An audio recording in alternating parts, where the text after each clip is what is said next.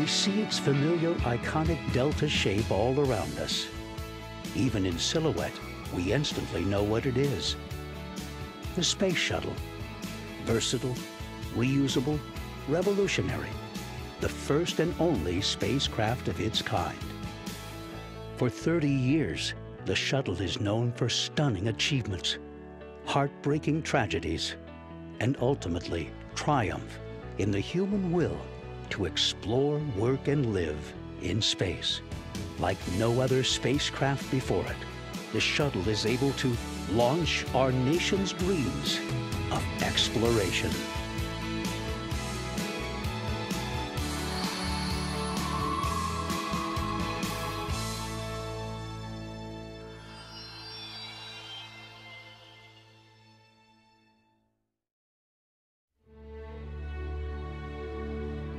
For 30 years, the shuttle has risen into the sky. As spectacular and familiar as a sunrise, its achievements can be taken for granted. With every liftoff of the dreams of exploration, and for the people who work on the shuttle, the pride of accomplishment. What does it take to get a shuttle to fly? For 3 decades, shuttle launches involved the entire nation, with parts coming from more than 37 states around the country. Not a product of NASA, but a product of America, with human hands putting loving care into each and every component. Well, getting a shuttle ready to fly is a tremendous effort by thousands and thousands and thousands of people. The external tank arrives by barge at the turn basin. So that comes on a barge from Louisiana.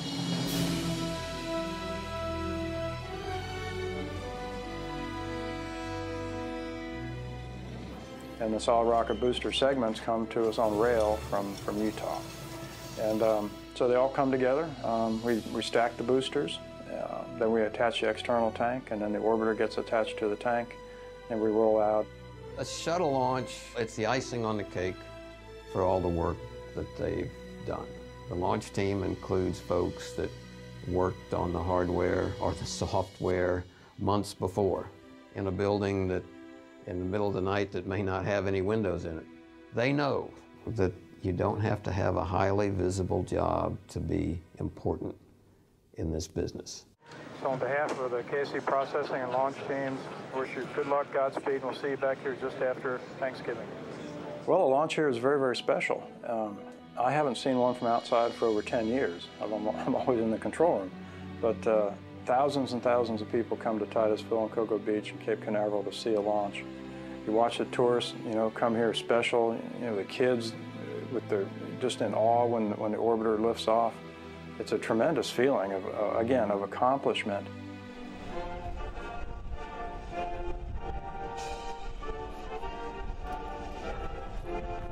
And to think that we're doing it on behalf of the country and now with the International Space Station on behalf of all the international partners, it's a tremendous feeling. Only ice you'll ever get in Florida. Shuttle launch is quite an experience. You need to wake up, put on your fancy clothes. You have a breakfast together before you put the fancy clothes on because you don't want to get them dirty. So you have your breakfast and you put your fancy clothes on and everything, put on your space suit, and you walk out into the Astro van. They drive you out there and you get in the launch pad.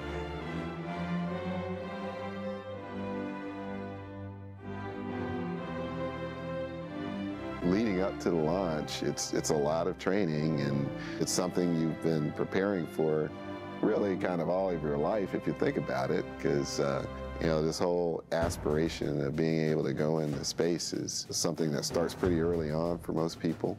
Even though you're exhaustively trained for it, nothing really prepares you for what you're actually going to feel, because there's no way to really simulate that. So it really is, on-the-job training, as the as the saying goes. The launch is a pretty incredible experience, and I've heard a lot of people attempt to describe what it feels like. I've heard people say, oh, it's like getting hit in the back of your chair with the baseball bat. It's nothing like that. It's very hard to describe, in fact, because you're going from not moving at all to 26 times the speed of sound in only 8 minutes. And so the tremendous sense of acceleration is not one that you can really prepare for unless you've done it before. And then at 6 seconds, the main engine's light, and you feel that, and the shuttle pitches and then kind of comes back upright at 0 in the countdown. And then the solids light. And then there's no doubt you're moving. And I remember looking over and seeing on the display, yep, all those main engines are 100%. And then it was like, boom. And we were kicked off the pad.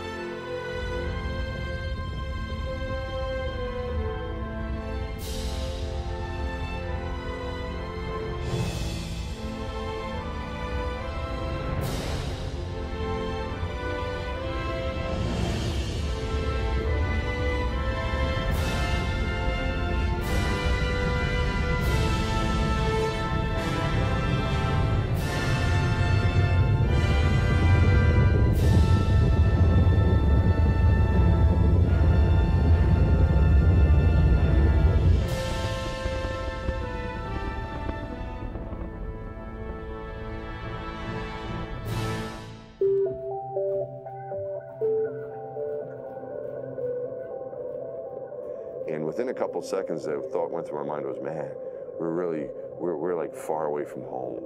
Already, you knew you were going someplace far away. And as we go, then we separate from the solid rocket booster, and then the ride becomes very smooth. There's no shaking much anymore, but we are outside the atmosphere of the Earth, and we can accelerate real fast now. We have to reach 25 times the speed of sound. So as we accelerate, we start feeling the G acceleration and being pushed back on our seats. And the next 5 minutes, we're under 3G, which means 3 times our weight. And that seemed a little bit more than 3 Gs I've pulled in other situations. And I think, again, it's just because of the excitement of this being a real flight. And I felt like I was fighting much harder to get breath. And it's over about a minute and a half time frame, and then all of a sudden it's off of you. And you're like, wow, things are floating up, and we're really here. You know, this is really where we wanted to be. Dottie, how you like space? I love space. I still feel like I'm better and better. I feel like I'm hanging upside down, but I guess I'm not. There was this quarter of a second transition into real heavy to, whoops, floating. And that's when you have to adapt to weightlessness. It's a great ride. It's a great ride.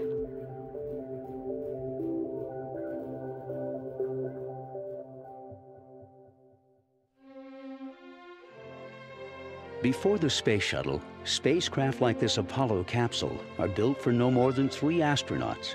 Landing in the ocean and recovered by aircraft carriers, the space capsule and the 360-foot rocket that launched it are never used again. When the shuttle rolls out of the factory in the 1970s, it is obvious that America has taken a huge leap in spacecraft design.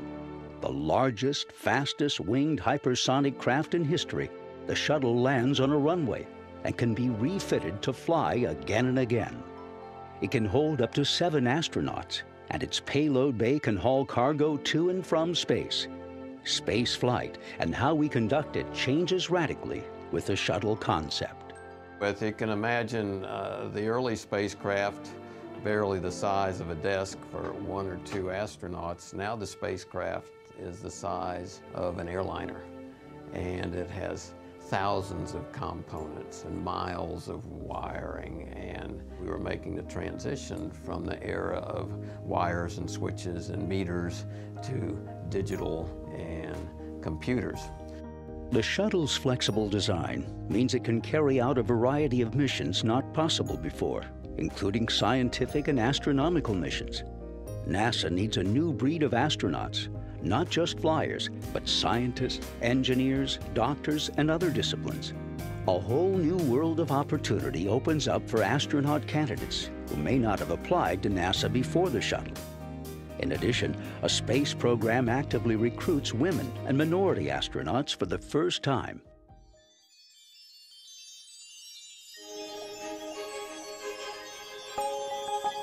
One of the earliest uses of the shuttle is for space lab missions. For the first time, an entire laboratory, the size of a school bus, can be hauled into space in the shuttle payload bay and returned to Earth. Built by the European Space Agency, Space Lab is a prime example of early international cooperation in space. The shuttle missions allow scientists and researchers from around the globe to participate in the high-flying experiments. But why conduct science in space? By going into space, it allows us to be able to study everything that we can think of without the presence of gravity. And if you think about it, everything that we've done in the laboratories here on Earth, all the science that we have had the presence of gravity. And so this is a very, very unique opportunity that we have so we can find out just how gravity affects all different kinds of systems. Shuttle science missions also study the Earth itself, aiming instruments located in the shuttle payload bay to monitor the Earth's ozone layer. The shuttle also launches satellites to further observe the Earth's atmosphere. Over time, the data gives researchers important information about our changing planet. The shuttle also orbits the Earth with a series of radar mapping missions, allowing us to view the features of our world with a new level of detail. Shuttle missions also allow students to participate in science. Two programs, KidSat and EarthCam, allow students to make Earth observations using a remote-controlled camera on the shuttle. For the first time, students take an active role in a space mission. My name is Ebony Miranda. We want to know if you can start the car on top of the track. Okay, let's try the top. Astronauts also take advantage of space to partake in educational events with students from around the world. In the microgravity of space, experiments are filmed and distributed to schools for further learning opportunities. The shuttle is not only a science vessel.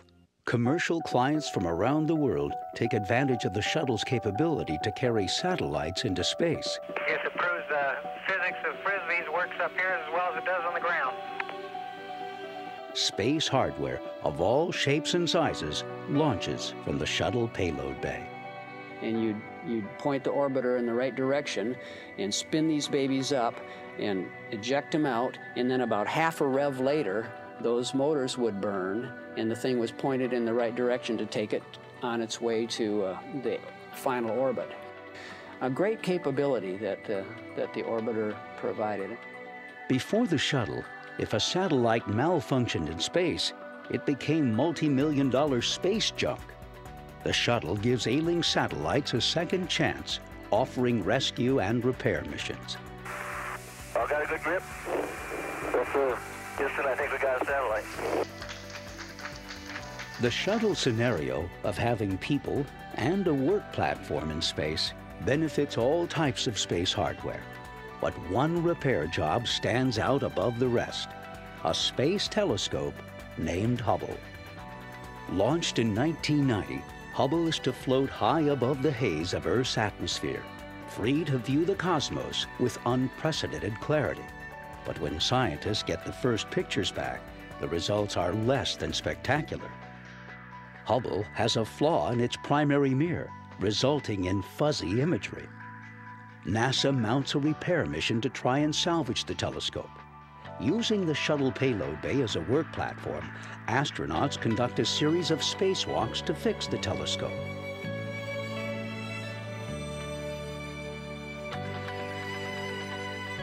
The shuttle releases the Hubble once again. Scientists soon discover the mission is a success. Hubble's vision is restored, and the space telescope begins rewriting astronomy books with every new stunning image. I think the public had not a terrific view into what the universe is like until we had the Hubble Space Telescope. As a result, People associate those images with the beauty of the universe, the numbers and the answers we get about the universe beginning with a Big Bang, and the age, and chemical elements being built in stars, turning into planets, solar systems. All of that information mixed in with these beautiful pictures has allowed Hubble to actually be an icon for science and an icon for the answer to fundamental questions.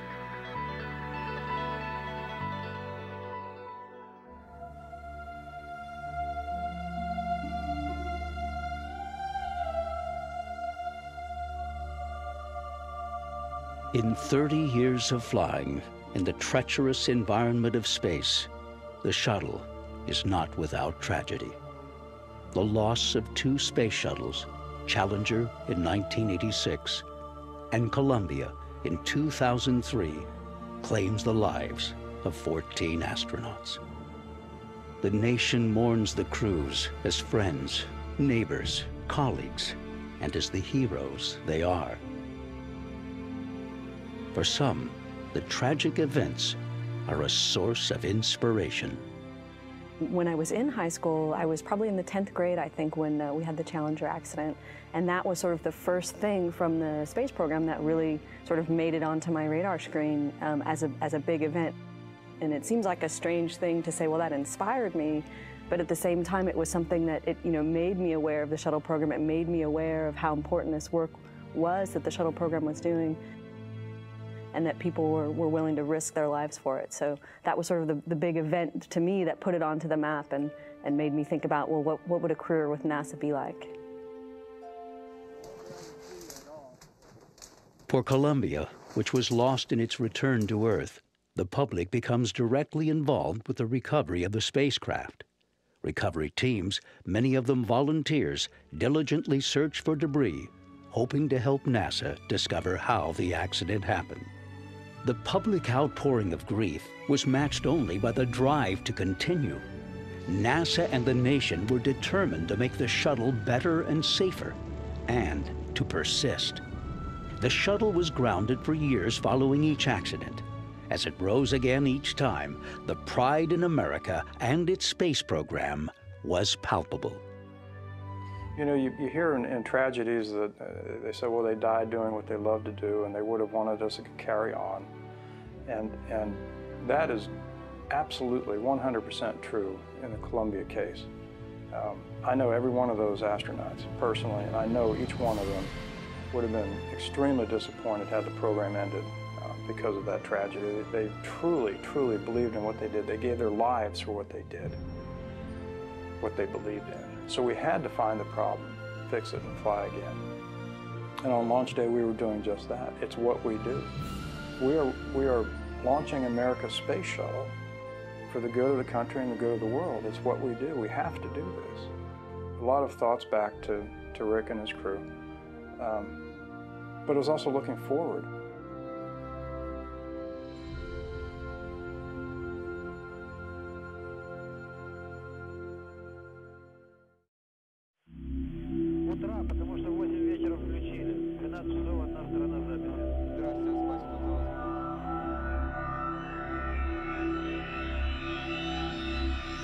The Mir space station. For years, the Russians had pursued living and working in space with long-term missions. The space station Mir is their latest achievement. For shorter missions, America develops the ultimate spacecraft with the shuttle. What would happen if the 2 space programs worked together? The United States and Russia, long rivals on Earth and in space, embark on a program of unprecedented cooperation called the Shuttle-Mir program. We had these very different programs, and we saw that they were complementary. Even the water that we dump overboard from the fuel cells on the shuttle could be drank on the space station. They fit together beautifully. The Russian outpost is serviced by the American shuttle, which brings supplies, hardware, and people. U.S. and Russian astronauts conduct spacewalks together, and American scientists live on board Mir for months at a time, conducting research. I found it very, very interesting to live and to work on the Mir space station. A lot of times people will say, well, Of the flights that you've had, what is your favorite flight? Of course, you can't pick out a favorite flight because, you know, you enjoyed every single one that you did. But if I could only choose one and I was limited to just one, I would have picked the Mir flight that I was on. And the reason why was because it gave me the opportunity to be in space for a long period of time. The program is not without challenges. A fire breaks out on the Mir, but the crew manages to save the outpost. On a later mission, an unmanned supply ship collides with Mir, depressurizing one of the modules and tumbling the station out of control. Once again, the crew works together to keep Mir flying. Through the dangers and hardships, there are many lessons learned. Perhaps the most important element of that program, beyond the physical engineering accomplishment, which was substantial, was, I'll say it in Russian first, Взаимного доверия и уважения, the mutual trust and respect. It turns out that these complex programs that we undertake, you can't put them in place by signing a law or a bill and saying it will be done. That doesn't make it happen. It happens one-on-one, person to person, with mutual trust and respect. That's what we achieved in the Mir program, along with the very products and engineering achievements.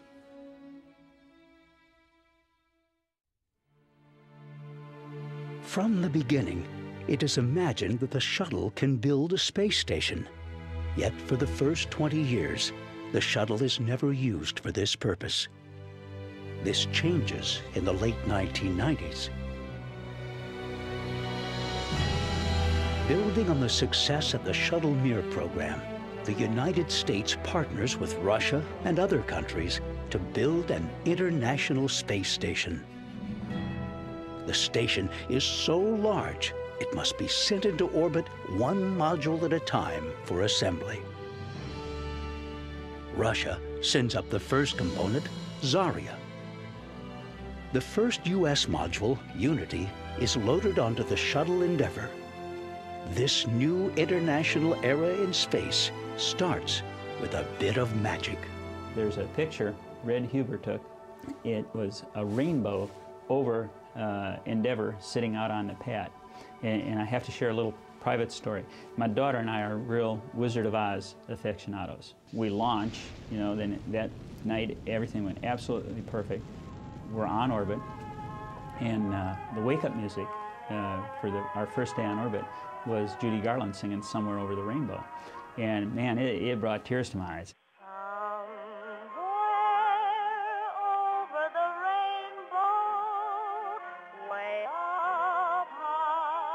And I always tell folks, somewhere over the rainbow, dreams come true, because we launched over that rainbow that night, and that was a dream flight, and everything went absolutely perfect. Two station components, built in two different countries, meet for the first time in space. The shuttle robot arm does the heavy lifting, and a series of spacewalks finishes the job of connecting them together. I was fortunate enough to be assigned to the very first assembly flight, which was a tremendous feeling for me to be in at the very ground floor and basically laying the cornerstones of the International Space Station. Over many missions, piece by piece, the shuttle brings up station components. More laboratories, solar arrays, and segments of the enormous station truss, the backbone of the station. The station becomes the largest spacecraft ever built.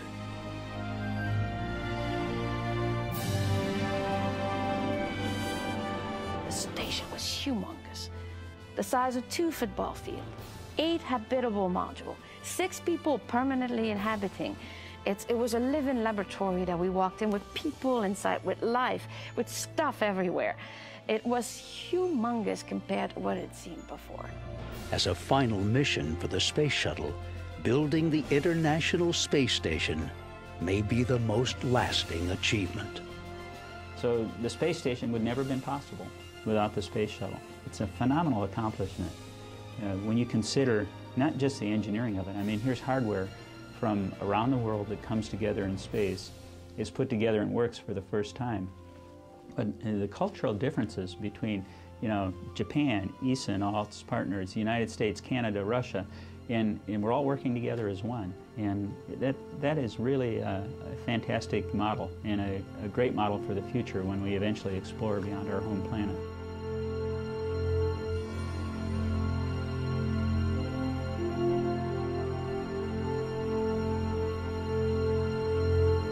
For the thousands coming to view the launch, the troubles began early this morning. The roads leading to the Space Center were jammed hours before the scheduled liftoff. These people were here because they believe in the shuttle, and they wanted to show it. History's being made. I want to be right there. Right. Well, they're doing being made. Well, I'd like to be an astronaut, but you know, it takes a lot of courage, and I'd be scared to go up there right now. I've seen more launches than anybody else here, and everyone is just as exciting, but this means more to me than any other, I think. What does it mean to me? A whole opening up of a new world.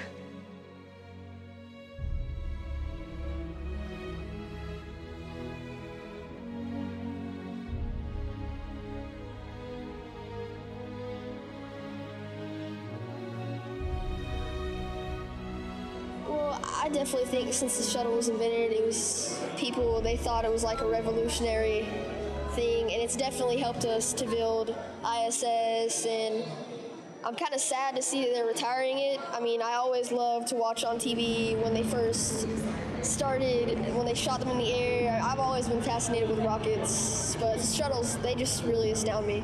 I believe that the Space Shuttle program is one of the most significant engineering feats that the United States has ever been involved in. And the opportunity to go to the launch site and at KSC and see a launch is the most memorable experience I've ever had. It is an awesome, awesome experience. When you explore, you're always looking forward. You're always looking at what's next instead of just where you've been. What the shuttle brought, I always felt that Apollo lacked was a sense of science fiction to it. Here's a spaceship that you can fly and land, and there was something very romantic about landing a ship rather than parachuting down into the water, and I think that captivated people. I think it's meant a great deal to America. It allows us to be some of the first people to explore the world and to be the leaders to tell the rest of the world about what's going on in outer space and to let us know that it's bigger than just us. I think it was like a great experience, and we got to explore, you know, a lot out of space and about what we don't know. So I think it was really good. It's been a new frontier for America. It's been a chance for us to continue kind of the American dream of reaching into new lands, and it's given us hope of being able to continue spreading out through the universe. I would like to see if we could maybe explore one of the gas giants. I would like to go to Mars. Neptune. I want to go to Mars. I want to journey to Mercury. Mars. I want to orbit the Earth.